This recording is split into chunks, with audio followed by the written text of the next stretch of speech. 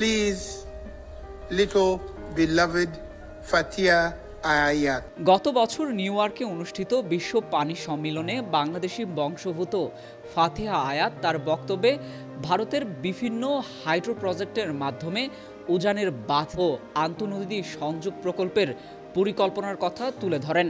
যৌথ নদীগুলো থেকে বাংলাদেশের প্রাপ্য পানির ন্যায্য হিস্সা না দেওয়ার কথা বলেছেন তিনি। তুলে ধরেছেন ভারতের এসব কার্যক্রমের জন্য বাংলাদেশের অভ্যন্তরে বন্যা, খরা, নদী ভাঙন, জলাবদ্ধতা ও লবণাক্ততা বৃদ্ধির কথা। 11 বছর বয়সী ফাতিহা আয়াতের গবেষণালব্ধ এসব কথা পছন্দ হয়নি ভারতীয় প্রতিনিধিদের, পড়েছিলেন রোশানলে। 9 মাস আগে ফাতিহা আয়াত তার ইউটিউব চ্যানেলে একটি ভিডিও প্রকাশ করেন। সেখানে তিনি উল্লেখ করেন ভারতীয় প্রতিনিধিদের আচরণবিধির কথা। ফাতিহা বলেন, ভারতীয় প্রতিনিধিরা আমাকে ডেকে নিয়ে মৃদু সুরে বলেন আমি নাকি এটাই জানি না, তিস্তার যে অংশ ভারতে আছে সেখানে তাদের যা ইচ্ছা করার ক্ষমতা আছে।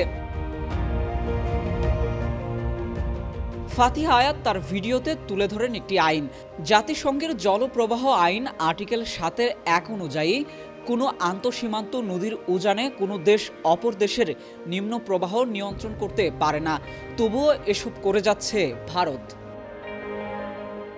ফাতিহা আয়াত বলেন, সে সম্মেলনে ভারতীয়রা আমার সাথে কুযুক্তি দিয়ে হাসে এবং এও বলে আমি যা বলেছি বাংলাদেশের কোনো সরকার তো তা বলেনি, না বিএনপি না আওয়ামী লীগ। তারা জিজ্ঞাসা করেন কথাগুলো কি আমার ব্যক্তিগত না বাংলাদেশ সরকারের।